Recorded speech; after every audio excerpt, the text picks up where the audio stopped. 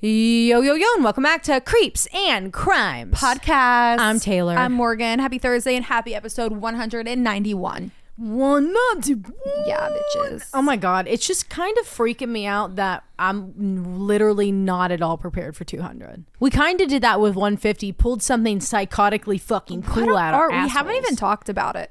What did we do for episode 100? At 99, we did 2 Girls, 1 Ghost. I think I know what we do for episode 200. What? I think we should take the mics. I wish these were digital, or not digital, but cordless. Okay. Do you know what I mean? Yeah. And go and record like somewhere just like different. Okay. Like without the computer. Like just in the middle of the world? Like just go anywhere. Like, give me an example. Like a park? No, not like a park. Like a haunted house or like a... Oh, yeah. Old creepy, like we're in a basement. Or like... we go to the basement of my house. We get in the garage of your house. There's enough furniture down there. That'd actually be funny. Yeah, I don't know. You wanna take it? Yeah, I don't know. We don't have wireless mics, so really limits us. We'll be here. Let's be real. We'll figure something out. Cool. We got like a park. We could go to a park. We could go to a park. What are you the CEO of this week? I am the CEO of a quantum physics theory that I'm obsessed with. Spill. So I was watching this TikTok, okay, and it came across my For You page, and it was this girl, and her boyfriend or someone beside her was like videoing her and before this like concert or movie or something. They're like in a big like nice theater, okay? And they're like up on a high rise, and boyfriend or whoever videoed her saying, I think something's gonna happen, like the show, we're not gonna be able to see the whole thing. And she's like, I don't know if it's a bad feeling, but I just feel like we're not gonna, like something's gonna happen. Well, in the middle, the fire alarm starts going off and everyone has to leave, or like something happened, but all these alarms are going off and they shut down the entire thing for flooding or something, and she had to leave. Well, there's this guy that comes on and he's a physicist, and he's like, what's crazy is what quantum physics has to say about premonitions. And he explains that, which I wondered if this was something that you talked about when you covered that mountain that slid down and all those, and there's a premonitions, but I wonder if this is something that we talked about in there, and maybe I just like totally forgot about it. But basically what this person was saying was that the theory is that because when things happen to us, and like everything that happens to us is attached to energy, right? So when something happens to us, like right now, like if I punch you in the face, okay, like you in the concept of time and energy, you would send shockwaves, okay? And shockwaves would go all around you. They go left, right, back, forward, right? Now, the ones that are going backwards, if your past self is in tune with what some people refer to as your higher self, which is what we call it, but what this theory suggests is that it's actually just being in tune with your future self and know how to read future self's warnings, that goes backwards, and then you have the premonition, and it's from your future self. But the one that goes forward with you, the wave that goes forward with you, that is kind of like a trigger, a memory. That's the waves that we continue to carry with us through time, and they'll fall off if we don't store them. But when we go back, we have the ability to capture our memories from our future selves. Have you ever done that? Yeah, we've had fucking premonitions. We talk about it all the time. Dude, I've told you about the one with the softball when I was a kid, right? Yes. Yeah. Wait. I hit this woman with a softball. Yeah, I can remember. And months later... I'm in this car and I'm fighting my mom because I don't want to go out of the car to go to dinner. And she's like, Morgan, get out. And I'm like, I don't want to. I'm sobbing in my mom's minivan. And she's like, why are you crying? And I was like, because I hit Mrs. So-and-so with a softball. She was like, that was 4 months ago. Why are you crying about that? I was like, I'm not going to dinner. Walk in, the bitch is there. Dude. That's the craziest event ever in my life. Yeah, mine's the one with the car accident, the turning left and then seeing the light and tell my mom to stop the car. She stops, drunk driver runs it. Crazy, dude. Like quantum mechanics, quantum physics. Quantum mechanics. Quantum physics. So yeah, that's what I'm CEO of. What are you CEO of? Oh, I could be the CEO of a lot of things this week. Yeah. But it is. I don't know right now. I know you're about to be legally the CEO of the Manhattan Company dresser drawer. I'm about to be the CEO of the Manhattan Comfort Company. Mm-hmm. For sure. Because the dresser saga continues. Guys, unbelievable. So last week I get an email, and because I think the last update I told them was that it wasn't coming until July. And I was like, that's not going to work. Yep. The other week or last week I get an email and she's like, this lady, we got the piece. We're sending it to you. You'll have your black front top It's in the right dresser. color. It's in the right color. You'll have your black front top dresser piece. Next week, here's your tracking number. Yep. I'm like, oh, great. And like, did I notice that she said the color black? Yes. I did notice that. But in pictures, my dresser does look black. And I know that I communicated and sent screenshots of my order where my order and what I said is dark gray. We didn't know though that it was dark gray. Yes. Yeah. So when I ordered this dresser, I was looking for a black dresser. I found this one. I was like, okay, cute. Add to cart, purchase, buy. Whenever it gets here, like this whole entire time, I'm showing Taylar everything I bought. I was like, and then these little side panels, they're black because they're going to match my black dresser. So when I built it, lo and behold, my dresser's fucking dark gray, like totally gray.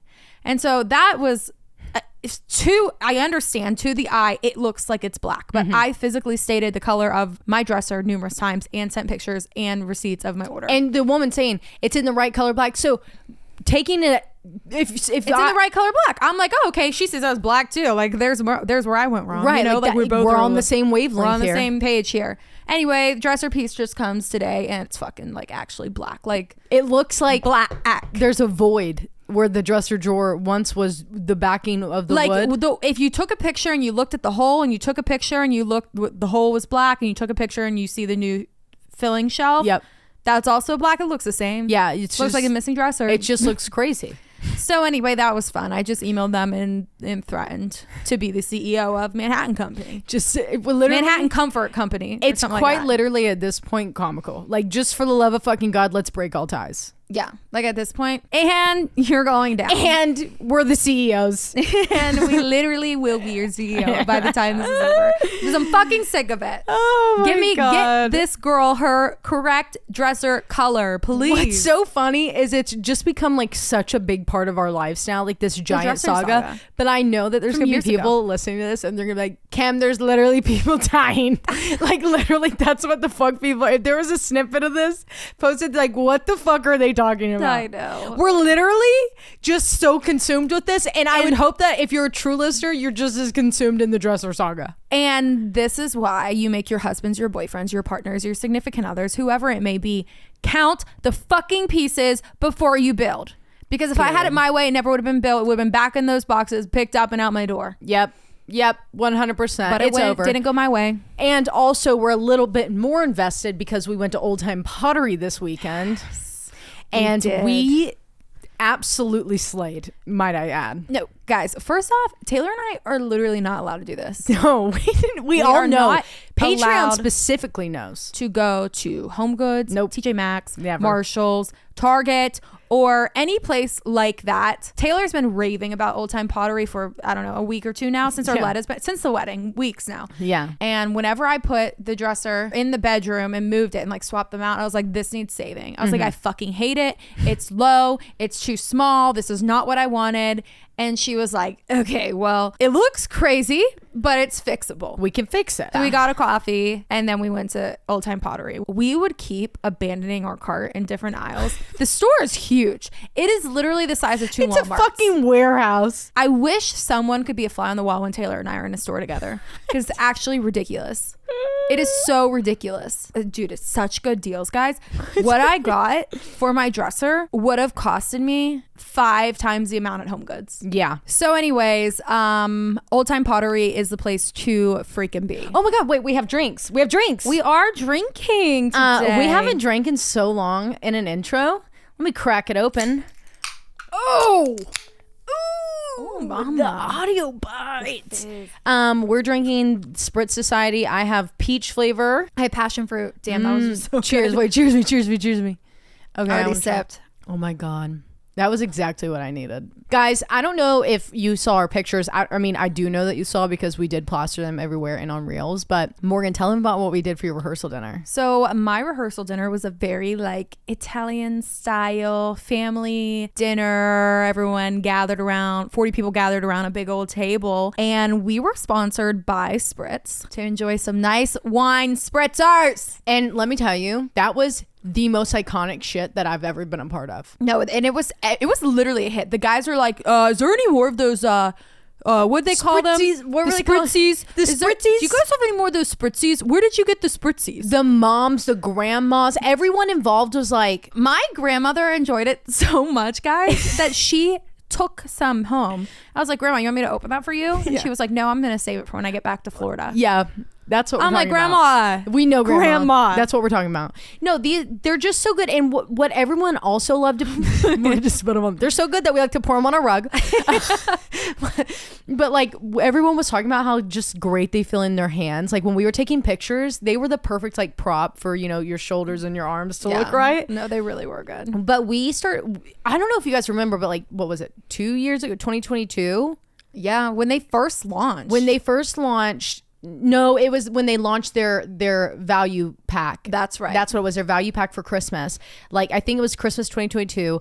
We ordered a bunch of the value packs. We went in and we tried them and we did a taste test on our YouTube. If you remember, we were figgity fricked up. It was so delicious. We did the whole taste test. We were absolutely not okay. We had to record a crossover immediately after we chugged. Like who 30 did we record with? Live, Laugh, Larceny. We recorded with, we were very handmade. My favorite flavor was the grapefruit. Back but then. everyone knows. Everyone knows. I'm not allowed to drink grapefruit when I record because it makes me burp. She burps the entire time. Mine, I think, was either the lemon or the pineapple. Because I'm a pineapple who. I'm a pineapple girl. I'm a pineapple whore. But right now I've been really loving the peach. Like this is one I went and got. Well, I'm here for the passion fruit simply because of the color of the can. The color's just that gives so Creeps and Crimes podcast. It's giving Creeps and Crimes. I wish one of us had on cute nails to take a little cutie picture. pic. Yeah, that would be really cute. We need that for a feed actually. Oh yeah, we need to actually do that right now. And they have a new flavor. Yeah. Well, they brought it back. And we're going to try it on a taste test soon. It's pickle flavor. We didn't get it fast enough when they did the first launch. So we were like literally praying that it was going to come back. It's on pre-sale right now. Yeah. So we're going to get some. We actually already have some, and we're going to do a taste test for the launch, and we are beyond ecstatic. If you guys want to try Spritz Society, I know that they are now offered in some Targets in like specific states and like and Total Wine. That's where we got them in Knoxville, but you can order them directly from their website, and you have like the options are endless on there for like all the flavors. SpritzSociety.com. SpritzSociety.com. You have to be obviously 21 or older. I think this will be your Hot Girl Summer CEO of Summer. CEO. This is the drink up for the CEO of Summer. It is the Hot Girl Summer drink, period. Yeah, period. Like Spritz Society. Hit them up. SpritzSociety.com. And thank you, Spritz, for sending us all of our spritzes for my rehearsal dinner. I mean, literally they were a hit, and it was awesome. And it was great too for us because they just showed up. We put them in ice. It was just ready. Snapped there. a couple pics and ba-boom, drank them. Drank the hell out of them. And they also go Spritz. Just letting you know, they go really good with limoncello. If you ever want to make a limoncello version. Oh my god, to go with a lemon, just like a little spin off of your lemon, like a shooter. If you're hearing this, limoncello it up. Alrighty, guys. Yep. If you're driving, throw that shit on cruise control. If you got a glass, pour that shit up with Spritz. And let's get creepy.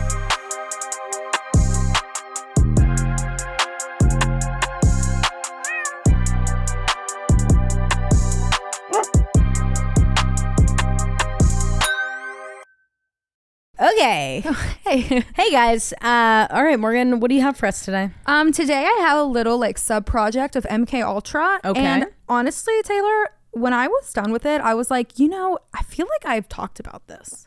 Oh no. But I don't think I have. I think I might have briefly mentioned it in my coverage of MKUltra, but like now I'm doing like a deep dive on a specific doctor that was involved in running an entire sub-project for the CIA. Holy shit. Between the years of 1957 and 1964, the Allan Memorial Institute, located in Montreal, Canada, was subject to the role of the CIA's Project MKUltra. What is now referred to as the sleep rooms. This inhumane experimentation was undertaken and ran by the Institute's founding director, Dr. Donald Ewen Cameron. This then world-renowned psychologist was the president of the following associations: the American Psychiatric Association, the Canadian Psychiatric Association, and the World Psychiatric Association. Alongside these presidencies, he was also the president of the American Psychopathological Association, and the Society of Biological Psychiatry. How can you even do that in one lifetime? No idea. I think it was like all at once. He's like, I'm the president of all. Like, what was your schedule like, sir? Literally. And how are you how are you the president of 6 different organizations right. in a course of 10 years or however long, and run a CIA funded project all at once? How? There's quite literally no way. So I say that to show how well known Dr. Cameron was. Yeah. He was the big shot doctor. Yeah. Point blank, period. But today, Dr. Cameron is known for his unethical medical experiments and torture techniques that he used as a form of treatment on those seeking help. Damn, I should have saw that one coming. So the segment is the dark history of Dr. Donald Ewen Cameron, or the dark history of the Allan Institute Memorial, or it could literally be titled anything. I don't know. It's going to be a surprise. Good luck. Yeah, it's the sleep rooms call it that. I don't know what we're going to call it, but it'll be something. Donald Cameron was born to a Presbyterian minister in Bridge of Allan, Scotland on December 24th, 1901. He was a Christmas Eve baby. At the age of 23 years old, Donald received an MB-CHB, which I don't know what that is. I don't know what that is. In psychological medicine from the University of Glasgow. A year later, he received his DPM from the University of London. And from there, he began training in psychiatry at the Glasgow Royal Mental Hospital in 1925. While there, he served as the assistant medical officer and was buddied up with a colleague named Sir David Henderson, who was a student of the United States psychiatrist Adolph Meyer. Okay. Now, Adolph Meyer was the first psychiatrist in chief of the Johns Hopkins Hospital. Whoa. He was a big fucking deal. Yeah.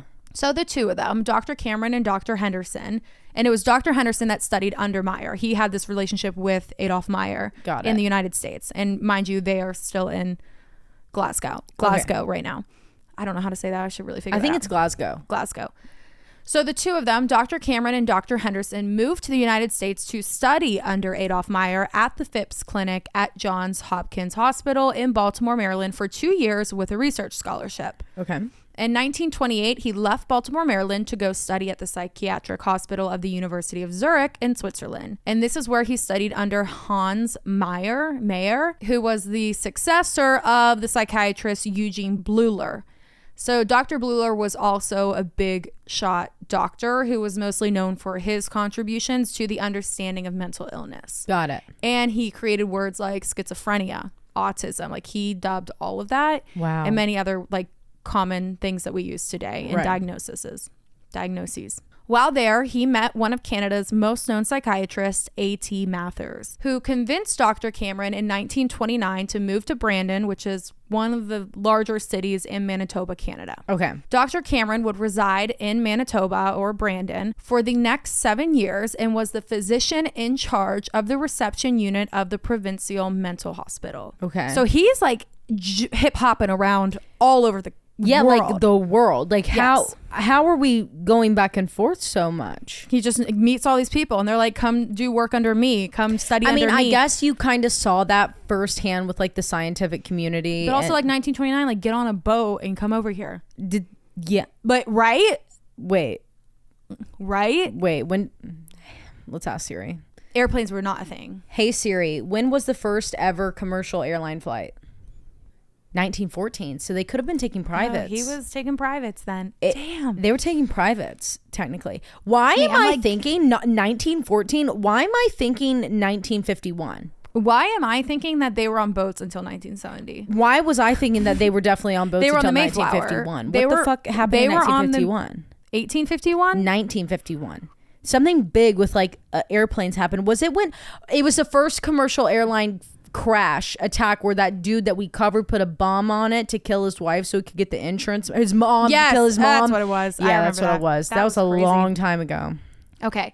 So while in Canada, he at this provincial mental hospital, he was able to establish 10 functioning clinics, and this structure that he created ended up establishing majority of the psychiatric hospitals. And I briefly talked about this like way back when on one of the cases. I have no idea what case it was, but it's like his structure, his layout. This is him. Brushy, was it Brushy Mountain? No, I think it was or was it University of Pennsylvania? No, I thought it was the female journalist that went into the ward.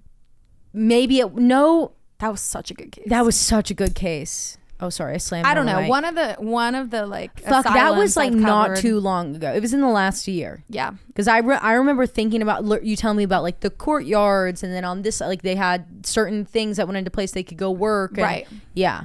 Airtime. Yeah. Sometime I talked about it. In 1933, he married his wife, Jean Rankine, where he met her at the University of Glasgow when they were studying together. The two of them would then have 4 children together, a daughter and 3 sons. In 1936, they moved to Massachusetts to become the director of the research division at Worcester State Hospital. Okay. And this is when he publishes his first book called Objective and Experimental Psychiatry. And this entire book was around the sole purpose that psychiatry should approach the study of human behavior in a very like rigorous scientific fashion that was rooted in genetics, in biology. Oh. So like he was very strongly opinionated that these kind of experiments should have a strict scientific method. So he's experiment. If we were to ask him and be like, are you in the favor of nature versus nurture? He would say like nature, and no, he would say nurture. Genetics. Nurture. No, nurture is like your that's environment. what I mean, nature. Yeah, nature is like biologically.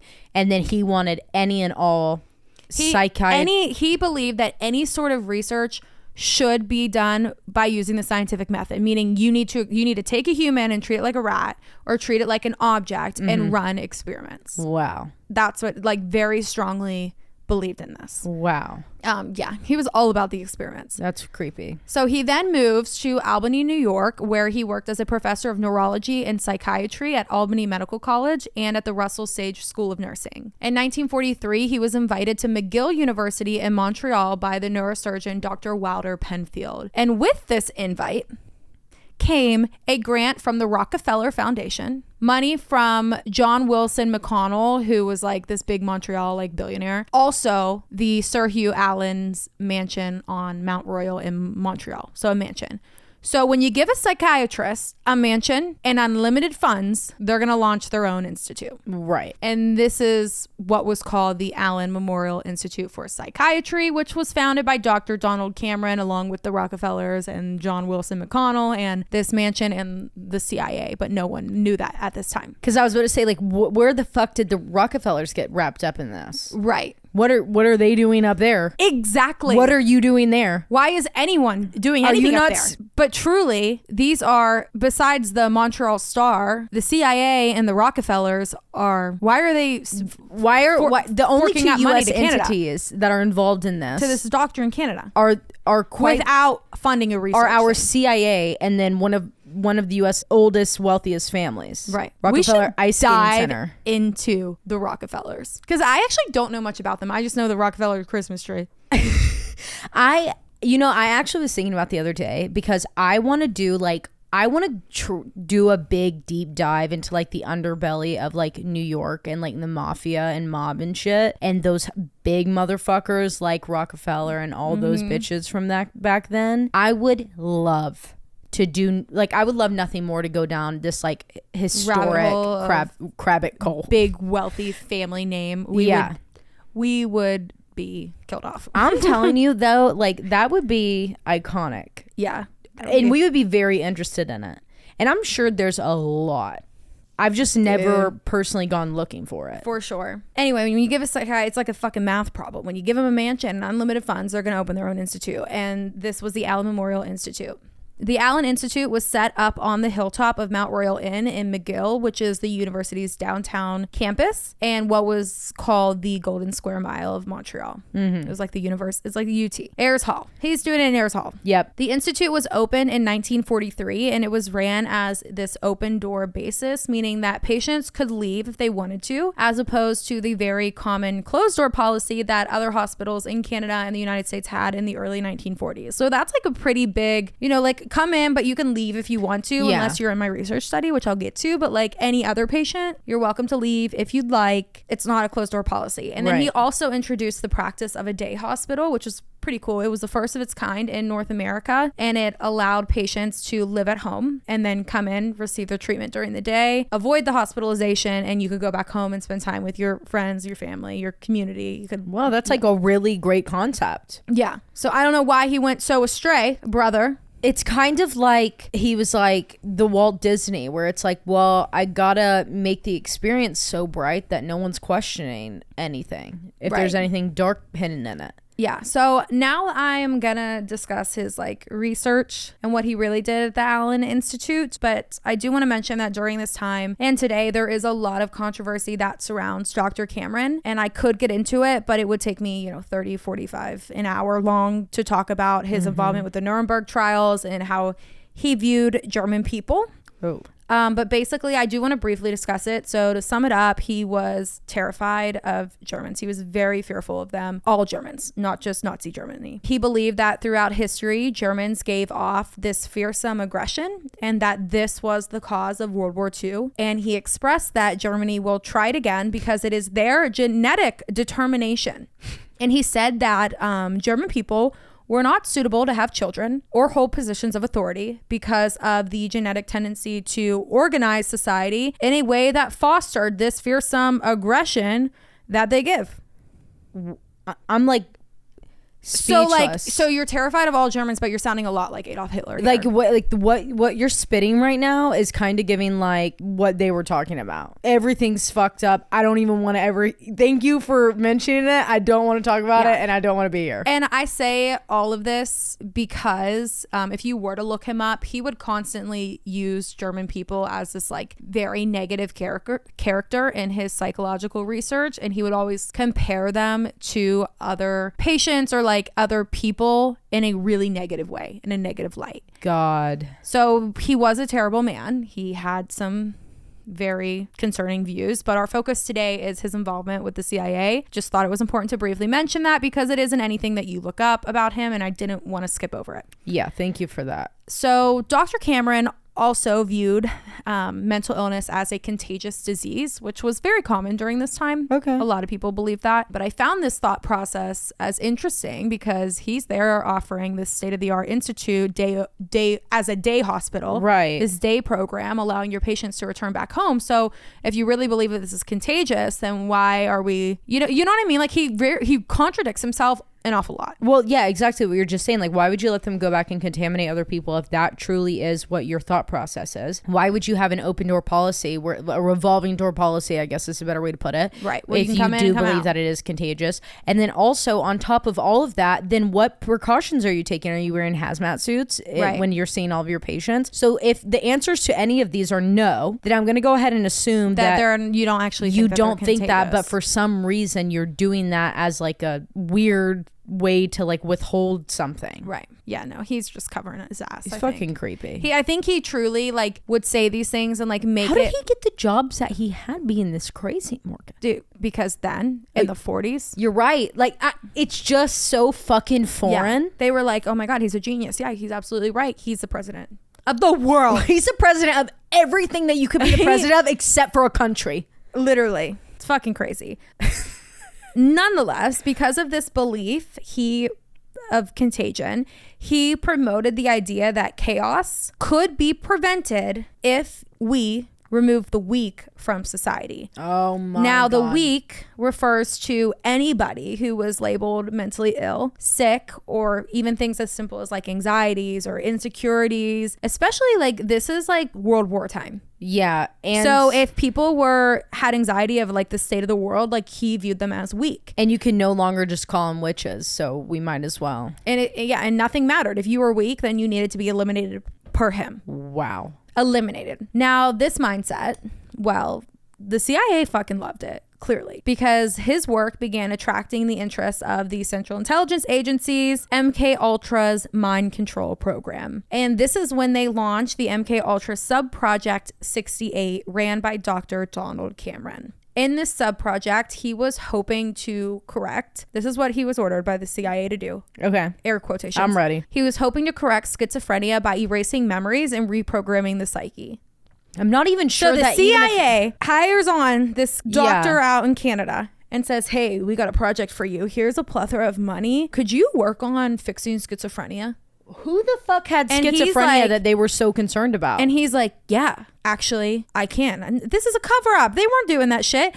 He was like, I could fix it. I'll just erase their memories and reprogram the human mind. And also, like, and you didn't even have computers. He's a very public person and very opinionated and was very open about his beliefs. And the CIA was still like, we want Dr. Cameron. He's the one. He's the one, because they knew he was a madman. And they knew that he would push past any ethical boundary, and he would do what they wanted. He was bestie boy with University of Pennsylvania motherfucker. Right. That sick fuck. Yeah. Yeah. The prison. Yeah. I forget what it's called. I'm so bad about past episodes. I'm right telling now. you, I can tell you like details of the case, but I can never tell you the name. Sorry to sidetrack, but one of my coworkers was like talking to me about an episode. Nicole was talking to me about an episode yesterday, last week's episode, about the time travel guy, and she was just like started talking, acting like I knew what she was talking about. I'm like, what are you even saying? If I didn't edit them, I would not. I was like, know. who? Yeah. She was like, the time you just covered it. I was like, I have no idea anything about that case. Like, I can't even have a conversation with you because I don't even know what I said. Yeah. If I didn't have to edit it and pay attention to every single thing that we're both saying, Like, I quite literally would not know anything that's in this shit. Like, nothing is retaining from me. Nothing would cut. Like nothing. I've Is typed anyone it all. else like that in the world? Well, because Nothing you retains? have to be. You have to fucking drop it because we're gonna immediately turn and research another thing. So it's like, I am obsessed with this because guess what happens when we don't drop it? You get 4 months of us doing the war on drugs. So It's always fun though. pray to God that we drop it. All right. So he gets put on by the CIA to erase or correct schizophrenia. In order to get the CIA funding, I guess, he had to be in the United States. Like, and this is just like rumored, like no one really knows why he would commute from the US to Canada every day for work, but I'm assuming it has to do with something with the CIA. So he lived in Lake Placid, New York, and he would commute to Montreal every day. So to they work were at like, the you have Allan to be a Memorial U.S. Institute. citizen. I'm thinking maybe. Yeah. That makes sense to me. Yeah. I think that's a good, like, Because then the U.S. would be able to claim his research. and the CIA was paying him $69,000 to carry out their experience there, which is like $600,000. Yeah, I was about to say, today. tell me what that is. Yeah, it's like 700, I think. Did or you something mean like that. experiments, not experience? Yeah. Okay, I was like, what's the experience? Yeah, there is no experience. None. Horrible one. Horrible. Experiments, $69,000, and they are known as the Montreal experiments or the sleep rooms. And that's when I was like, I've covered Montreal experiments, but I clearly haven't Yeah. because I don't know We any of must this. have mentioned them. I think I did, just Yeah. like briefly in passing. Yeah. And the sleep rooms is where Dr. Cameron slowly would rearrange your mind. Rearrange your mind. I'm sure he would. One victim of this experiment was a woman named Velma Orlikow, and we know Velma's story today because her granddaughter is a huge advocate for the mistreatment of mentally ill patients in Wow. asylums, specifically CIA funded Yeah. CIA funded mistreatment asylums. and humane experiments Yeah. on their relatives. Yeah. So that's why we know her story today. It was 1956 when Velma arrived at the Allan Memorial Institute, and she was there to simply just get some aid, get some help. She had just had a child, and she was suffering from postpartum depression, which wasn't a thing then. Yeah. She Well, was if you guys, what year was this again? Sorry. 56. Okay, this was 1956. Okay. In 2024, we had the first ever medication be released by the FDA and approved for postpartum depression. In 2024. And it affects, like, I think it's like 15% of mothers. Yep. More, I think it's even more so now that women are having better education because of apps like TikTok, For sure. educating them about it and telling them that they're not alone. So what is that? 75 years roughly? Yep. 75 years. Wait, Since this event. was it 50? 75? 56. 56. Wait, how many years? 1956 is when Velma was in there for postpartum depression. What's that time? So that's 50 years to 2000 plus 24. So 74 minus 6. Shit. 68 years. It doesn't matter to the fucking day, I guess. Sort of. But you tell me the exact. Tell me it right now. Do the fucking math, you dumb bitch. Tell me. We're going to tell me it. Do that fucking basic math in your head right fucking. I'm literally crying. I didn't mean to make you do that. That's okay. But what I was trying to enjoy it. say with just make a fucking point was he said 68 years later, it finally gets released, and she literally has to go through a fucking CIA experiment because it literally wasn't fucking real to them. Yeah, I know. And imagine women have been having babies since the beginning of fucking time. Her symptoms were that she was irritable. She couldn't sleep. She would break down crying. And like I said, postpartum depression wasn't even a thing then, and that's why she sought out help from this world-renowned doctor, because she was like, something's going on with me. She recognizes her symptoms. She goes to get help because she's responsible and she's worried for herself. Yes. And she's taking care of herself. Goes to the #1 world doctor for psychiatric help. And I didn't mean to say she was being responsible, but she was being responsible because she was like, I just want to make, like, I want to take care of me. Something's going on. Yeah. I'm not feeling my best self. Yeah, I don't mean to say that. That kind of sounded like backhanded, so I don't want anyone to like take that in I know the what wrong you way. mean. Yeah, okay. So she goes to him to attempt to treat her symptoms and, you know, to take care of herself, be present with her baby and her family. Mm-hmm. But what Velma didn't know was that her days would turn into weeks that would turn into months. Oh my God. Without seeing her baby, her family, or seeing in general at all. What? Under Dr. Cameron's supervision, Velma would receive high voltage electroshock therapy. And on top of that, he would give her massive doses of drugs that she would fall into these drug-induced comas. One of these doses, he has like this special concoction, I'll tell you about it later, had paralyzed her body. So when she would wake up from her sleep, she really had no idea what was happening or what was going on. She couldn't move. Oh my God. And this wasn't just, you know, wake up after 8 or 15 hours of sleep. We're talking months, even a few months worth of sleep. Oh my God. She was literally in a coma. Oh my God. So she goes to get treatment and she's just knocked out for months. They just literally like roofie her. Yeah. Anytime she would wake up, there was more electroshock, more confusion, or even worse, they would administer LSD, or what we know as acid. What the fuck is their obsession with it? I have no idea. What is that about? Imagine sleeping for an entire month, having your brain shocked by fucking lightning, and then when you wake up, you're trying to make sense of what is happening to you, what is going on, and you get administered enough LSD that would make you trip for days on end. You're tripping fucking dicks. Yeah. Most of Dr. Cameron's patients after this treatment would revert back to the state of a young child, and this is what a lot of his victims would say. God. They would have saliva, you know, dribbling down their chin. They would sit and cry in the corner. They lost the ability to speak or even like perform your basic task. What? Dr. Cameron was, quote, erasing their minds, aka frying their brains. But on top of that, he was also controlling them, or at least he thought he was, and he tried. Once a week, once they would wake up, or if they were still in their coma, he would strap them onto the table, administer these patients LSD, and then play messages on repeat for days. Messages?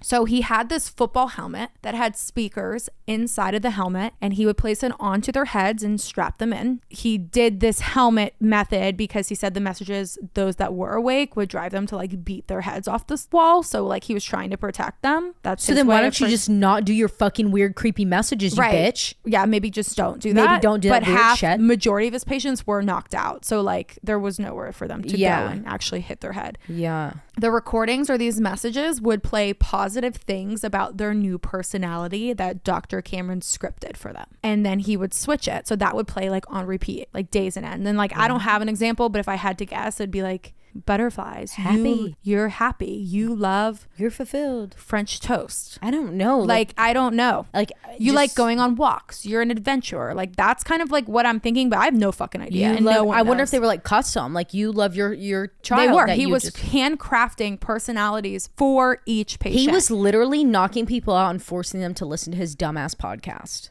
Literally.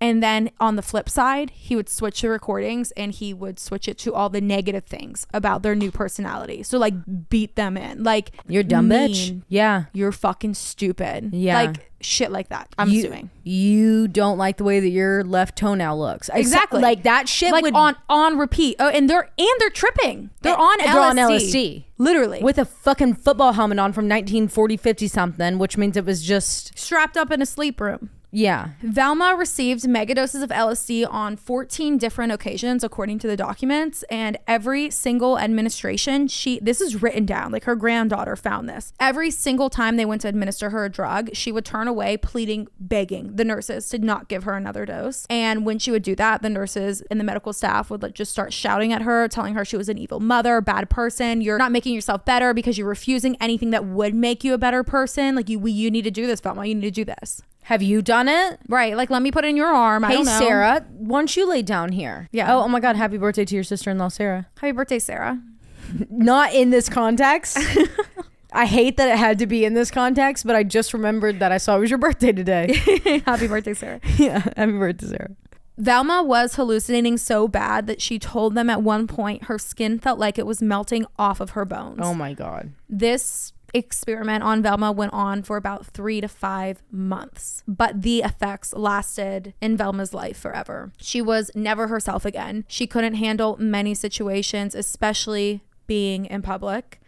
The smallest incidents would set her off. She would explode like in mass hysteria. And her granddaughter, who has written, about her grandmother's experience, said that reading one newspaper article would take her about 3 weeks. Oh my God. And if she was writing a letter to a friend, it would take her a couple months. Oh my God. Her granddaughter said it was as if Velma was slowed down and parts of her brain had just disintegrated.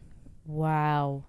Yeah, if she's dropping LSD that many times, Yeah. But Velma's granddaughter wanted revenge. She listened to what had happened. She listened to all the stories her grandmother told, and she watched the aftermath firsthand. Yep. So she went after the CIA. Fuck yeah. And she wasn't alone. She protested and gathered up people and fucking protested. Mm-hmm. There were hundreds of families whose lives had been destroyed under the works of Dr. Cameron and the CIA. Mm-hmm. Dr. Cameron believed that there were good citizens, there were super citizens, and anybody else that didn't follow any of those categories needed a treatment. It's giving Black Mirror. Literally. And those were the weak ones, like I discussed earlier. Yeah. And he achieved this by believing that scientists could transform the so-called weak, that the scientists could reprogram people. And he believed that these behavioral scientists should be a part of everything: schools, businesses, governments everywhere across the world. And the quotes that clearly caught the CIA's attention, because they were pretty, fucked up, is when Dr. Cameron said, quote, "It's understood how dangerous these damaged, sick personalities are to ourselves and above all to our children, who has traits taking form, and we shall find ways to put an end to them." Publicly stated this. This was his last media statement before the CIA reached out to him. No, reached out to him. You're coming home with me. You're coming home with me. You're coming home with me. You're going to work for me. You're going to move to Lake Placid, New York, and you're going to live there. And they were like, and we're going to find what he's stuff. Saying? Yep. Out of the country, out of sight, out of mind. Yep. Pretty fucked up. Wow. Dr. Cameron truly believed that he was curing the sick, but what he really was doing was destroying these people, because nobody who went into the sleep room ever fully came out of his sleep rooms. He had these twisted, deep techniques that would attempt to remake a human being. The after effects were terrible. Most patients had permanent amnesia. Others were becoming incontinent, meaning that they were peeing on themselves on occasions, reverting back to childhood. Yeah. Some don't even recognize their parents, brothers, or sisters. And most all patients had PTSD. Now, a lot of people believe that Dr. Cameron was on the ends of the CIA, or the ends of the CIA. And what he was creating here was not what he told the public, which was restructuring a human, curing schizophrenia. But instead, it was that he was working for the CIA in order to develop torture techniques to extract information from people, which is kind of proven because Dr. Cameron's techniques are used to this day in warfare. Yeah. These inhumane ways of destroying a human's mental ability to be cognitive. He just was literally ripping apart a human's brains from the inside out. Yeah. Another patient example was from a woman who had been under for 16 days in one of his drug-induced comas. And one of the documents his reporting said, so this is Dr. Cameron writing, "She is sleeping well. She is disoriented to time and is in her second stage of de-patterning. There is no incontinence. There is no mutism. And we are continuing this intense treatment of her until we complete the patterning." So this patterning, what he's talking about, it basically means that he doesn't consider his patients to be fully healed. He called it a pattern. And basically it was like steps to the pattern. At first he would dehumanize, shut off whatever he would do, put them in his LSD, and until his patients would come out of these drug-induced comas and trips and whatever he was in the messages, they weren't fully completing his pattern until they were mute, until they were no longer talking to him. To like stand up for themselves. Correct. Until like they just needed to be like abiding. They like, were yes, beaten sir. down to submission. Exactly. And this is what he considered to be a blank state of mind. And once a patient got to that blank state, then he would like up these loops of messages, all while starting to administer new drugs like PCP, amphetamines, barbiturates, antipsychotics, insulin, and more. Yeah. So like he starts playing it faster with the affirmations, and then he's making your brain chemicals go up. Yeah. So like basically giving them a bunch of like Adderall and shit essentially. So it like puts your serotonin, your dopamine levels like way up. Which and would then cause anyone's brain to be like, and what then the fuck? crash hard as fuck. Right. And that paralyzing poison that I talked about earlier was what is called curare. I don't know. C-U-R-A-R-E. And this was his favorite thing to use. And this is one of the biggest things that got people to the mute state because, well, you paralyzed them, Dr. Cameron. Hate to tell you that. You were paralyzing these people. Holy shit. Meaning that he was paralyzing his patients knowingly. The patients were tested in, I want to say victims. The victims were tested in what they call the radiotelemetry laboratory, which was built by Dr. Cameron's order. So this was like inside or underneath the Allan Institute. So like it wasn't like where the main hospital was. Yeah, it was away. He was running this underground. Yeah, 100%. Maybe not legit underground, but like it was underground to the hospital's like main people. Right. Or main patients. And this is where the sleep rooms were, the telemetry lab. His victims state that Dr. Cameron had a huge God complex, and his believing in the ability to transform people made him extra godlike. He worked and did these kind of experiments for the CIA from 1957 until 1964. Some victims got compensation from the Canadian government, but hundreds of other patients were turned down from this compensation because it was ruled that they weren't, quote, messed up enough.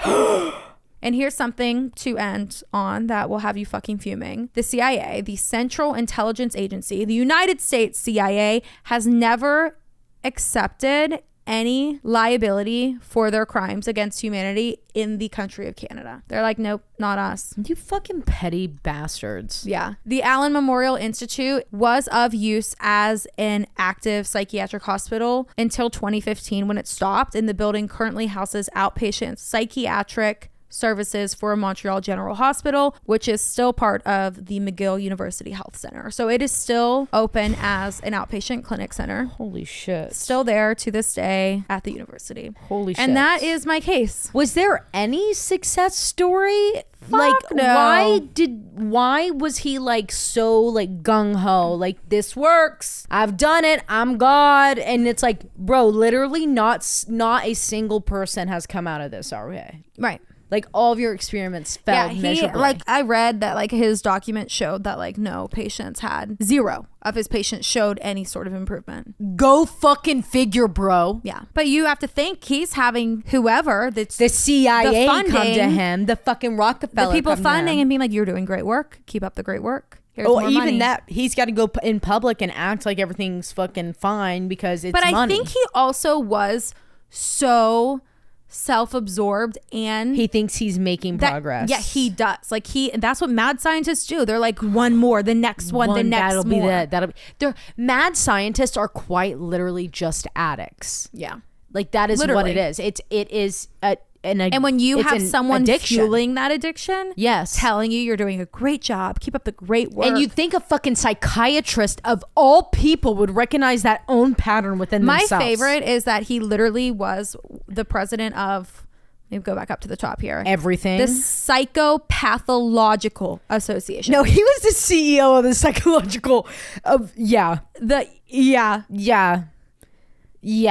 psychopathological. You really were the president. You're and CEO, the fucking poster child for it. In fact, we're gonna knight and shine and armor you right here.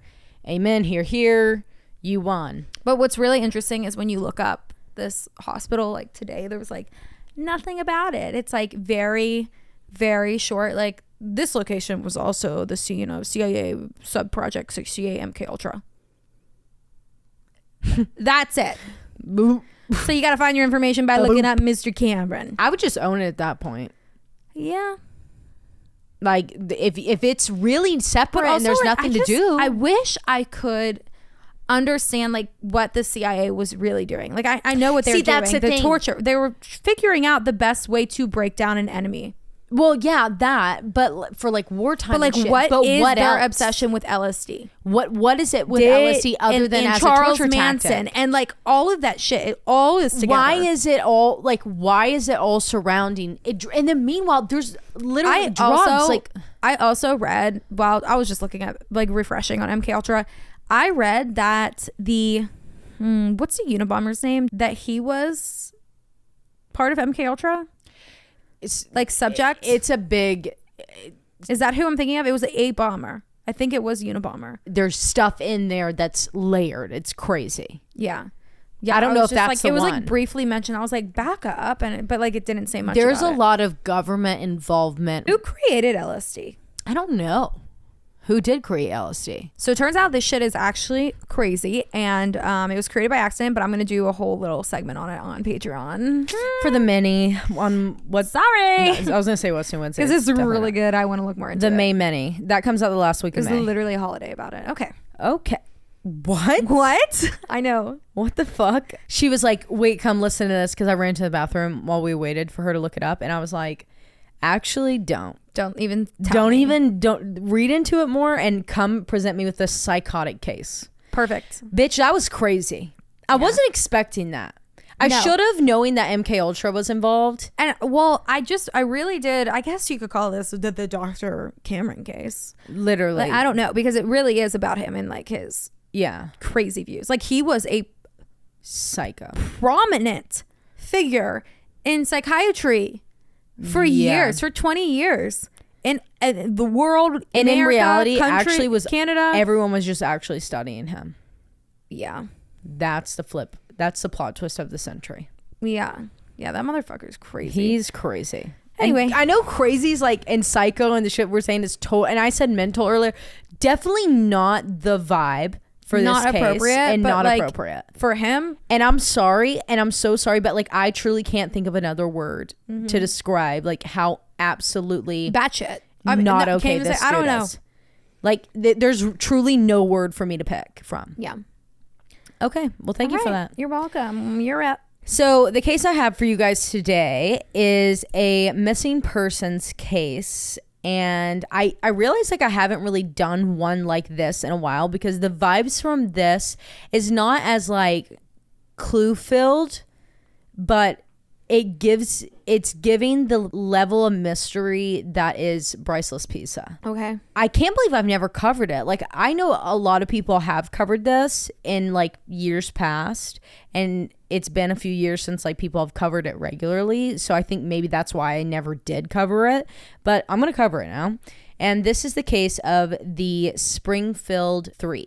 June 6, 1992, best friends Suzanne Streeter, who was 19 years old, and Stacy McCall, 18 years old, graduated from Kickapoo High School in Springfield, Missouri. And according to interviews done on the True Crime Daily episode that covered this case, Stacy was described to be this funny, bright, beautiful, and bubbly girl. She had plans to go to Missouri State University in the fall for college, which she was beyond excited about. She wanted to rush. And as for Suzanne, she had plans to continue her education in cosmetology school to become a hairdresser just like her mama was, Sherrill. Suzanne was described to be like outgoing and fun, but also a very strict creature of habit. And in an interview, her friend said that she was, and I'm quoting this, almost OCD. And as we know, that is no longer an appropriate way to say. Like it's no longer appropriate to say just because someone is organized means that they have OCD, as we know that that's not the case, and a very large understatement of what an OCD diagnosis is. However, it is noted that Suzanne's commitment to her specific routines and like kind of obsession over her routines in hindsight did sort of show that she may have exhibited some OCD tendencies. But just to clarify though, I could not find it explicitly stated anywhere that she was ever diagnosed. So a lot of people bring this up in the case, which is why I even wanted to include it and not just roll over it. And the only reason I even added it was because in this case, it is semi-relevant. So with Suzanne also, she actually went by Susie. So most sources will refer to her, and like podcasts will refer to her as Susie instead of her full name, Suzanne. But I just kept getting tongue-tied when I was practicing my first read through on the script with Stacy and Susie. So I just am going to be calling her Suzanne throughout the entirety of this episode for clarity. Okay. And as for the girls' relationship dynamic, according to an interview with Stacy's mom, Janice, Suzanne and Stacy were best friends while in elementary school, like inseparable. But once they got to middle school, they kind of just drifted off into two separate friend groups. So it was nothing like bad that they grew apart because of, more so just like a natural shift that is very typical at this age. Now, as for like the friend groups that they had fallen into separately, I'm just going to basically tell you exactly what Stacy's mom said, but I don't love how it's worded or how it sounds. So we can like debrief as I explain. But Janice said that Suzanne fell into the more popular group and was really well known by her class and loved. She was really stylish. Like she was the one that was going to go to cosmetology school. She pushed fashion. She always was like trying new hair trends and styles and like really, really creative in that way and not afraid to be a trendsetter. Also, one of the biggest pieces of high school tea surrounding Suzanne at the time was the fact that she had dated for like the majority of her senior year this school bad boy. Okay. Whereas Stacy kind of fell more into like the class clown type of friend group. They were all like super great kids, really focused on their grades for college. On top of that, she was just like so stunning. So her and her friends would do modeling gigs with like local boutiques and wedding dress shops and stuff. And there really is no like tea per se about Stacy's reputation. But what I mean by like, I don't like how that was said. Like, I don't like that it was like she fell into the class clown and she fell into the popular group. It kind of sounds like cliquey. I don't know. I'm with you. For me, like sane, but that's just like how it was described. But either way, like halfway through their senior year, they either had a class together or somehow were like hanging out with each other more, which I don't know why I said somehow. It was definitely because they had this like third best friend that was sort of the glue in their relationship. And her name was Janelle Kirby. And some sources also note that she was the one that kind of initiated them pulling the gang back together and hanging out more regularly for their senior year of high school, just because everyone was feeling like super nostalgic. And we know, you know. And in fact, Janelle and Stacy, so the friend that was a glue, Janelle, were going to MSU together, Missouri State University, and they were going to live together as freshman year roommates, and they were going to rush together, and they hoped to get in the same sorority. Either way, so going back to Suzanne and Stacy's graduation day on June 6, 1992, the girls had plans to go around to a few graduation parties that evening and then crash at this like, so they had plans to go to the water park the next day, and there's two different versions of this. Version number one says that they were supposed to drive an hour to Branson, which is where the water park was located, where the senior class was going the last day after graduation.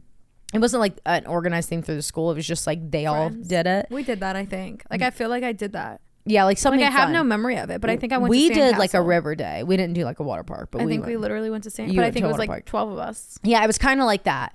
And so like, why do I have no memory of this? Like, did we do it, or were we I don't just know. talking about it? I can't remember the majority of my senior year anymore. No, me neither. It's kind of slipped. Yeah. And in more recent years too. It's only been since then that it's slipped. Yeah, same. Damn. That's crazy. Yeah, no, I'm pretty sure I went to Sandcastle, but I have like no memory of it. So in 2 years will be our 10-year. Stop. So going back to the graduation day, they had plans to go around to the few parties, and there's two stories about what their plans were to do. They were either gonna, that night after going to all the parties, everyone was gonna drive an hour to Bronson, I don't remember the name of it, which is an hour away from where they were, and they were gonna spend the night like at a hotel near the water park. And then story number two was that it wasn't at a hotel, it wasn't at a motel where the water park is, but instead it was at like a hotel downtown Springfield or somewhere in Springfield because the senior class like booked it out and everyone was there and they were going to sleep there. Gotcha. So there's two different versions of it. Either way, wherever they were, by the time it was 10:30 p.m., they were both like, no. We're not driving an hour. We're not sleeping in a hotel room with a bunch of people. we want to sleep in a bed. I feel that. Me too. And so they're like, let's just go over to our other best friend, Janelle's house, because she had a bunch of family in for like her own graduation party, but it was more like a family party. And then her next door neighbor, who was like one of their guy friends, mutuals, he was throwing like a big graduation party. So they're like, let's just go over there. And also that made more sense because the next morning, all three of the girls were supposed to like group up together and carpool to the water park. Either before heading to Janelle's or after arriving at Janelle's, Stacy calls her mom, Janice, from a landline somewhere, and she says, hey, there's a change of plans. We're going to spend the night at Janelle's, so that way we don't have to worry about coming back over here in the morning, and then we'll just drive to the water park in the morning, which Janice was like really thankful for because she definitely was not feeling her daughter sleeping in like a crowded hotel room, whether it was an hour away or downtown. Right. Didn't matter. She trusted Stacy fully. That's why she was going to let her do it. Plus, she's like an adult. She just graduated. She needs to have some freedom. And so Janice is like, thanks for calling me. Love you. And have a great day tomorrow. You have a great day. And Stacy's like, perfect. I'll call you in the morning before we leave for the park. And Janice is like, perf. So they get off the phone. Janice assumes that if any more plans changed anymore, that just like she did right then, Stacy would call her because she always kept her mom in the loop. Even if it was just like a 2-second phone call or a message on the answering machine, Stacy always called her mom.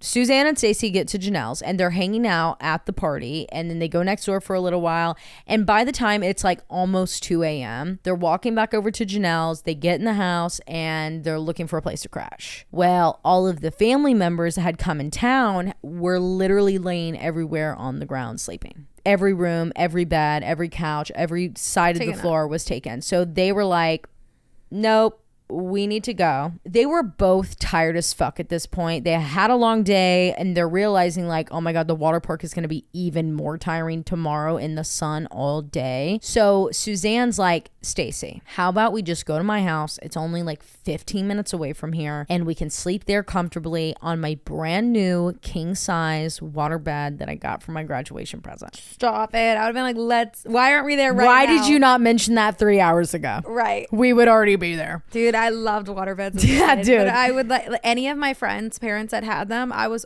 all up on that shit. Gross. But also like disgusting. Disgusting. I'm like, your mom has a waterbed? Can we go lay on it? Like, yeah. Like, let me show you my mom's waterbed. I want a waterbed for just a day. Can I just rent one for a day? Do they even make them anymore? I don't know. They're not sanitary at all. No, and also like they can't be good for you. No, they're not. They cannot be. I have to look it up on Amazon. Yeah, keep looking it up. So, so they're like, they leave Janelle's in their separate cars at approximately 2 a.m. and they set out on the 15-minute drive to get to Suzanne's house, and Suzanne was leading. Stacy was following in her car. Suzanne lived with her mother, 47-year-old Sherrill Levitt at 1717 East Delmar Street. This was like Cheryl's dream home that she had just recently purchased for herself and Suzanne to live in. It was in a very nice, relatively like good area in Springfield, and they had moved in this past February or April. Reports differ, but like Cheryl's plan was that she was going to flip the house and then sell it and then do it again. And according to Investigation Discovery's disappeared episode on the case, this was like one of the first big purchases that Sherrill had made for herself following a recent divorce from her second husband. And as I said a little bit earlier, Sherrill worked as a hairdresser and had been one for many, many years. But outside of that, like I really couldn't find a ton on her life, but I ended up finding some stuff that I added at the bottom. So we'll come back to that. But in that same True Crime Daily episode that I mentioned way earlier, Cheryl's sister Deborah was interviewed, and she called Sherrill a quote fierce lady, and basically said that she didn't half-ass anything in her life, which to me means that she was like a really strong and independent woman who just like made space for herself. Right. But I will note that many people do interpret this as her being like a Karen.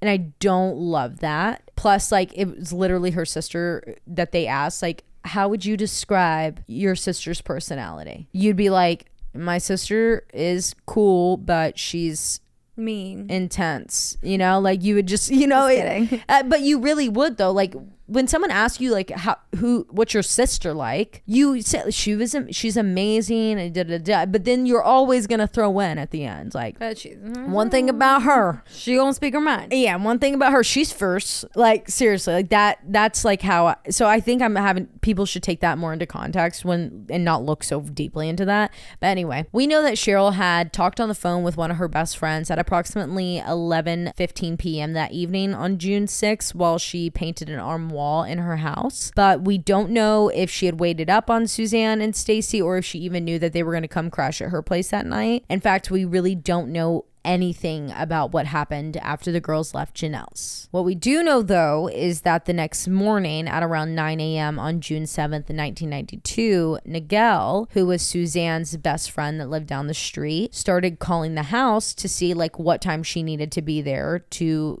get a ride to the water park. And she calls twice, gets no answers, so she leaves like a voicemail. She gets ready for the park. She sits down by the phone, has her bag packed, shoes on, bathing suit on, sunglasses on, sunscreen on, and she's waiting for her best friend to call back because she always would. But meanwhile, Janelle wakes up and realizes that she doesn't have any calls from Suzanne or Stacy. They are not showing up at the agreed upon time. Like Nigel, she calls and there's no answers. She calls several more times over the next like 30 minutes to an hour before her boyfriend Mike arrives at her house to head to the water park. And since Suzanne and Stacy weren't there yet and hadn't picked up the phone, they were like, how about we just go swing by the house? They probably slept in. Let's just go wake them up, get them in the car and go. And they especially wanted to do this because like I said, it was a fucking hour away. So like they wanted to carpool. Right. Not everyone needs to be driving 15 different cars over there. And I also want to note that like I listening to people cover this case, people are like 2024, 20, whatever year they've covered it, like people showing up to your house unannounced just because you didn't answer like 3 phone calls would be like unheard of. But you have to remember this is 1992. So if someone wasn't answering their landline and you needed to get in contact with them right fucking there, up. You went out searching for them. Yeah.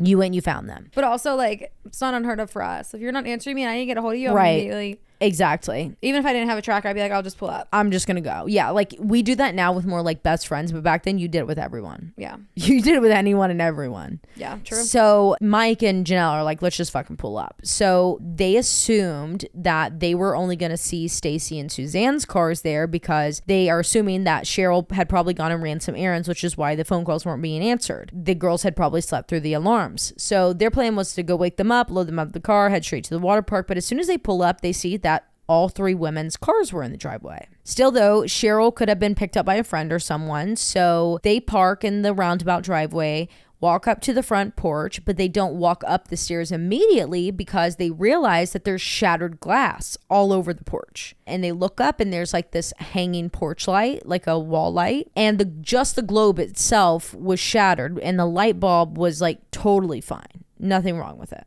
Well, Janelle was barefoot because she was going to borrow some like water shoes from one of her friends that she was meeting up at the park with. So to be sure that she didn't step on any glass and also just to be kind and help Miss Sherrill out, Mike sweeps up the glass and moves it off to the side. A lot of people are really pressed about what it was that Mike used to sweep up the glass because the police reports specifically say that he used a broom and people are like, where the fuck did you get a broom? Like in your pocket? And my immediate reaction, I'm not joking you right now. I watched probably 5 different clips of people being like, where it's the porch broom. Period. What are you talking about? There's an outside broom and there's an inside broom and there's always one on the outside broom is always on the back porch or the front porch. Yeah. It's just sitting there. Yeah. Like we never had a porch broom, but like my grandmother's, like everyone's got a porch broom. I got a fucking porch broom. Yep. Like you have a porch broom. So he just grabbed I think he just grabbed the fucking porch broom, swept it up, moved it to the side. So I don't know why people are like so pressed about that. I thought that was like common knowledge, but maybe it's just like a older thing and the South still kind of maybe keeps up with it a little bit more. Yeah, I don't fucking know. Either way, they see the broken light. They sweep it up and they knock on the door. No one answers. They check the handle and found that the door was unlocked. Weird. So they open it and they yell inside for Sherrill, Suzanne, and Stacy. No one responds. So they enter the house, still kind of yelling out for them and looking around, but they couldn't really see much because the shades were drawn and all the lights were off, but nothing seemed to be wrong from what they were looking at. The only thing that they could hear was the TV in the living room, and it was stuck on a static channel. Eerie. As if someone had like fallen asleep while watching a movie or a TV show in the channel, like, you know. That's eerie. Yeah. So they walk a little bit further in, and as they're like coming up on the dark back hallway, they hear like, and they see this like little bitty shadow coming towards them. Thank God it's the fucking dog, like a little terrier that lived there. His name was Cinnamon. Cinnamon comes up to Janelle and Mike and is like really happy to see them, but like clearly upset and anxious. And this is Sherrill and Suzanne's like dog. Like this dog went with them everywhere. And this dog looked like really, really stressed out. It was a really sweet little pup. So Janelle picks up Cinnamon, who is noticeably stressed and thankful that they're there, like is burrowing into her. And while holding Cinnamon, Janelle and Mike begin walking around the house and still calling out for the girls, looking in all of the rooms for them. When they get to the bedrooms, both Sherrill and Suzanne's beds look to be like slept in. But there's like nothing out of place. Nothing looks off. So next they go into the bathrooms where they find all of the girls' jewelry that they had worn the night before. And it was like laid out on the bathroom sink beside like 2 dirty washcloths that were fucking caked, covered in makeup. So this showed Janelle like, oh, they got home last night. They took off their jewelry. They washed off their makeup and then they got in the bed. At this point, Janelle and Mike are thinking like, they must have left us. Like they were crazy. They ditched us. Yeah, that's what I would have thought. I've been like, well, let's go. They're on their way. They caught a ride with someone. Like, we need to go. They forgot to call to let us know about the change of plans. We need to go meet them there. Like, we're being dumb. So they're about to leave the house and they're like, you know, putting Cinnamon down, doing whatever. And the phone rings. Now, thinking that it could potentially be Suzanne or Stacy or Sherrill, like calling or someone saying where they are, Janelle answers it. And I know that sounds kind of weird, but it's really, it was common. Yeah, like, I would have done it too. Yeah, like we would have done. I know I wasn't alive in 1992, but I would have done it. Well, in fucking the early 2000s, if I was over at my neighbor's house, like, if the door was unlocked and they were at home, resident. Literally, I would be like, hey, and sometimes she would call me like, hey, I know Taylor was supposed to come over, but we ended up having to leave to go run an errand. They would leave me a message on their fucking answering machine. Yeah. You just left the door unlocked. I would go in and I'd hear the message. Right. So Janelle picks up the phone and she's shocked because it's not the girls or anyone that she recognized at all. Instead, it was a man on the other line. And he, from the time she answered, just started rambling, making these unsettling, quote, sexual innuendos. And that's the only way anyone has ever detailed or described what was said. And I didn't know what innuendos meant. Yeah, I'm about to say, please tell me. You're going to tell me what so that means. I Googled it for everyone because people were saying it like we should know. Like I've seen the word probably 100 times. I've seen the word. I never knew how to say it. Never looked it up, yeah. I did look it up this one time. The definition is an elusive or upsetting remark or hint, typically suggestive or derogatory. So he's being a sexual creep. Yes. And like I said, it has never been explicitly stated what exactly was said other than that. Okay. But immediately, it weirded Janelle out so fucking much that she slams the phone down, hangs up, turns around to Mike to explain what just happened. But before she can even get turned around and make eye contact with him, the phone rings again. She picks it up for a second time, and it's the same man saying the same creepy shit again, but in a different way. Just like she did the first time, Janelle quickly hangs up the phone and is like, what the literal fuck? In her disgust, she remembers that in the past few months, Suzanne had started making comments about these weird, quote, prank calls that her and her mom were receiving. And assuming that it was just that she had just walked into, Janelle felt a little bit better and they were like, you know what? Let's get the fuck out. Let's go to the water park. We'll meet them there. I would say that they were probably in the house for a total of like 15 to 20 minutes. Well, it seems like right after they left, Nigel, Suzanne's best friend that lived down the road, decided to pull up and see what the deal was because, like I said, she's been sitting in her bathing suit with her bag by the door by the phone since like 9 that morning. And just like Janelle and Mike, she enters the home. She observes all the same things. She leaves. But something that really caught Nigel's eye as Suzanne's bestie, that no one else would have noticed was the location of the women's cars and the way that they were parked, specifically Suzanne's though, because it was not in her typical spot, which she was super routine and almost obsessive about, like we discussed earlier. So I have a picture that I'm going to show you, Morgan, and I'm going to send it to you right now. And guys, this is going to be on your on the episode announcement for this case on Instagram, which is Creeps and Crimes Podcast. Open up your airdrop. Actually, I'll just text it to you. I just airdropped it to the fucking Mac.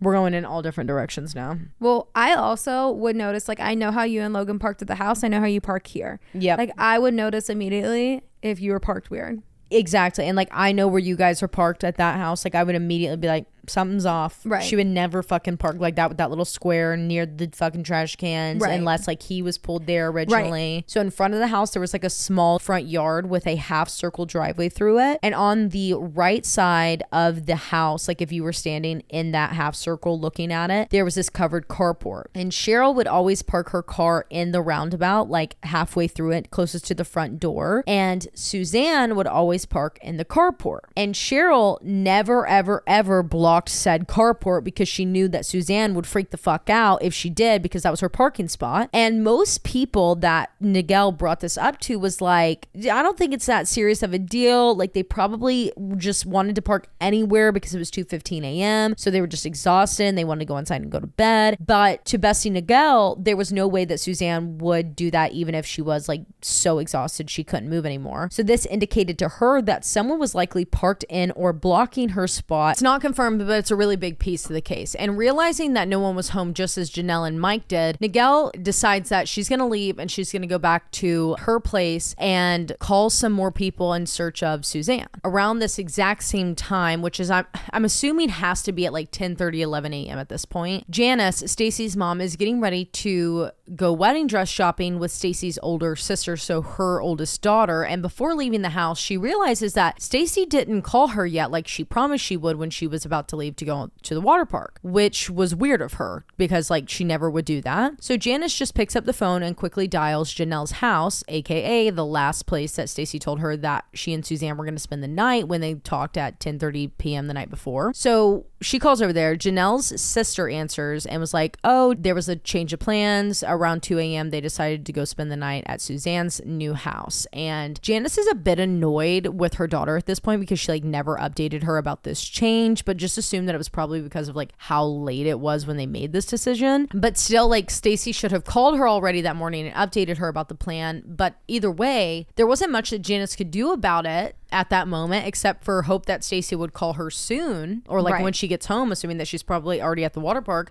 because Janice did not have Sherrill's new house number because, like I said, they had just moved into this new house. So she and her oldest daughter, Lisa, went on to the bridal shops. They finish up and they get back home at around like 5 p.m. Janice rushes directly to her answering machine in hopes of having, and really not in hopes of, expecting to have a message from Stacy. But weirdly enough, there's nothing. Janice ends up calling around. She somehow is able to get the number to Sherrill's new house phone and her address from some friends. And she starts calling Sherrill's house over and over again. But she leaves voicemails and several failed attempts go by before she eventually is like, I'm fucking going over there because I'm mad as shit at my daughter. Right. Like the fact that fuming, I haven't had an update, like, is really concerning. And she's like, Sherrill would not just let the phone fucking ring right now. Like, the ringer has to be off. Right. You know, if Sherrill's home, the ringer has got to be off. So she drives over there, and when she gets at the East Delmar house, she sees that all three of the women's cars were there. So she parks her car and she walks up to the front door. She sees the swept up, piled up glass to the side. She knocks and no answer. She knocks again. She tries the handle. She sees that it's unlocked. She's like, that's not right. So she opens it and she steps in because the only reason the door should be unlocked is if someone's in there. Right. So she starts yelling out, calling out for Sherrill, Stacy, Suzanne, like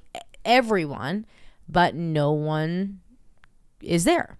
Just like Janelle and Mike, Janice walked through the house. She sees Cinnamon, who is stressed and anxious, picks her up. She sees the beds. They look to have been slept in. She sees the jewelry. She sees the dirty makeup washcloths. And because moms have fucking superpowers, she immediately spots her daughter's pants and shoes and socks folded up in a pile very neatly in the corner of Suzanne's room in the floor.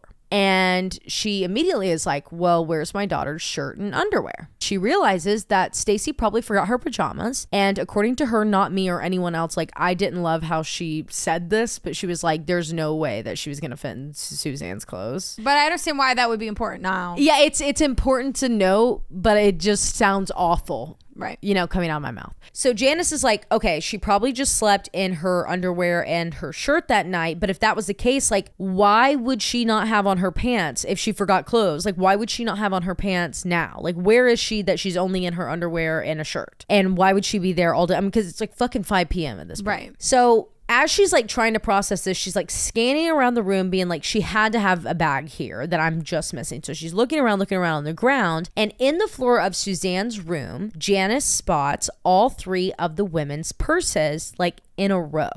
Now, I need to pause here and let you know that some sources say Suzanne's room, in the floor of Suzanne's room. Others say on the stairs, but the majority I've heard say Suzanne's room. It could be stairs in Suzanne's room for all I know. Either way, she sees all the women's purses and they're like directly beside each other in a row, neatly lined up. So she like peeks inside of all the purses, and keys, wallets, IDs, and cigarettes and lighters are all inside. This was such a double red flag to her because everyone knew that specifically Sherrill was a chain smoker. If she went to bed at night, her pack and lighter were on her bedside table. If she went to the bathroom at any point in the day or night, her pack and her lighter went with her. If she stepped outside to check the mail, to yell at someone, she had a cigarette in hand, to run out to her car and grab one thing, she had her pack of cigarettes like tucked in her bra with the lighter right beside it, no matter what. And not to mention the fact that these are 3 women, like Southern Missouri women's purses in a house, an unlocked house. But the car's out front. Car's out front. No one's there. Red flags. Yeah. Well, as Janice is like discovering this, she's not like the gravity of it's kind of not being able to hit her, and the gravity of anything was not able to hit her because it was like one after another. She was like Cinnamon, okay, they're not here. Oh, Cinnamon's here. Oh, I see her jewelry in here. Oh, well, there's her underwear. Why, she must be wearing her underwear in her. Oh, is that her fucking purse? Is that all 3 of their purse? Like it was like happening so quickly. And as soon as she realizes the person is having this thought, she hears someone coming in the house. It's Janelle and Mike. They're pulling back up to see like where the fuck Suzanne and Stacy were at all day because they weren't at the park with them. It's also said that Nigel maybe had showed back up around this exact same time too. So I don't know if she went to the park and came back with them or like what the deal was and what the situation was. But she did come up when Janelle, Janice, and Mike were all in the house, and she came with them too. And it was really like a congregation around this time in the evening around dinner that really anyone and everyone that had been trying to get into contact with these 3 women was pulling up. I think some of Sherrill's friends actually came, and I think maybe Sherrill's sister came by and was like checking in on them. Like a lot of people were in and out. This group kind of begins like to congregate in the kitchen, living room, dining room area and just like talk through what's going on and like piece together everyone's stories. And they eventually come on this agreement that like everyone had different plans with the girls like at the different times that they had spoken to them, but like the plans never changed across the board for everyone. So there's like a lot of mixed matching stories. So the only thing that they can come to an agreement on is like, this has to be some weird misunderstanding. We all have completely different stories about what the plans were, where we were supposed to be, what's going on. None of them are matching. There's got to be a massive misunderstanding. They're going to walk through that door at any second. We're all going to laugh about this. So they decide that what they're all going to do is sit in the house and wait on them. It's getting late, so someone puts on a pot of coffee and distributes out the coffee in the mugs. And when everyone's finishing with their coffee and, putting their mugs in the sink, some of the friends are like, well, let's just clean up these mugs. So they clean up the mugs along with all the dishes that were in the sink. They dried them off. They put them away. And then they just started kind of picking up around the house, cleaning the surfaces, making it look really nice for them since they've been like intruding on the girls' spaces. And there's probably like a really funny story that's going to come of this. So we might as well like pick up. Yeah. And they're making themselves busy. Someone even fixed a broken screen on a window on the side of the house that was like hanging off a bit. Someone threw away the glass that was on the front porch, took out the trash, emptied all the ashtrays that were scattered throughout the house, wiped down all the counters, the door handles, vacuumed all the floors, dusted off all the shelves. Holy shit. Janice even went around and collected all of her daughter's things, like the jewelry, the shoes, the socks, the bag, and not the bag, the keys, the bag, the purse, like everything, and kind of put it on the kitchen counter and like made a pile of her daughter's stuff. And everyone's doing this like so robotically, like so casually, like nothing's going on. And when in interviews asked like, why was nobody saying like we should call the police? Why was nobody worried? Janice just basically has said several times that no one was just letting their minds go there. Like they were kind of like group thinking like everything's fine. Mm-hmm. And they just truly were expecting the women to walk in that door at any moment, just with a completely reasonable explanation as to what happened. And to them, calling police or even like discussing the idea of calling police was them categorizing what's happening as an emergency, which they were kind of in denial about. So they just didn't think that they were at the point that they needed to do that yet. And again, it's 1992. It's not uncommon that you can't get into contact with someone for a really long period of time. There's no phones. There was no instant communication like there is now. Like can't track them. If someone's gone for a day and kind of off grid in today's time, that's a completely different situation than back then. But as Janice is kind of looking around the house and, seeing they cleaned up and they're kind of wrapping up for the night, and then everyone was beginning to come like stagnant, Janice is kind of scanning around the house and she notices that the light on the answering machine is blinking, meaning that there's a new message. Now, I'm wondering if this was a message that could help them find the women. Janice picks up the phone, plays the message back. And just like Janelle had experienced, it was this weird man saying those explicit sex innuendos. So she quickly turns off the recording, very like disturbed, weirded out, runs in there to tell everyone what she had just heard. And instantly Janelle and Nigel were like, yeah, no, these are the prank calls that they've been getting. They've been getting these prank calls since they moved into this house. Sherrill and Suzanne, like they've been talking about them for months now. And so they go back to the answering machine to play it again so Janelle can say if it was or if it was not the same voice that she heard earlier when she answered those two phone calls. And they go to play it back and the message is gone because they didn't realize that the messaging machine, that the answering machine that Sherrill had, it would automatically delete the messages instead of like, damn. Yeah. At that time, it was like the majority of houses had the one that it would automatically record and you'd have to like manually go back and delete. But they didn't. It was in this moment that everyone was like, we need to call. Something's not right. So finally, Janice picks up the phone, Sherrill's phone, the landline from the house, and she calls 911 reporting all three women missing. Guys, if you are hearing this little message section right here, I recorded this entire case in one fell swoop, but it was the 3-hour-long episode, so we're going to split it in half, and so it'll be a 2-parter, and you'll hear part 2 next week. And it's really good, so stay tuned. Yeah, it's really good. Like, we just talked it all. But if you're listening to a 3-hour episode right now, then send prayers. Let me know what time it was released. Send some rest and relaxation Taylor's way. And also send us the right fucking drawer from Morgan's, the right fucking cabinet from Morgan's drawer. Thank you. Thank you. All right. Drawer for her dresser. Love you guys. Love you. Good night. Don't talk to me again. Bye.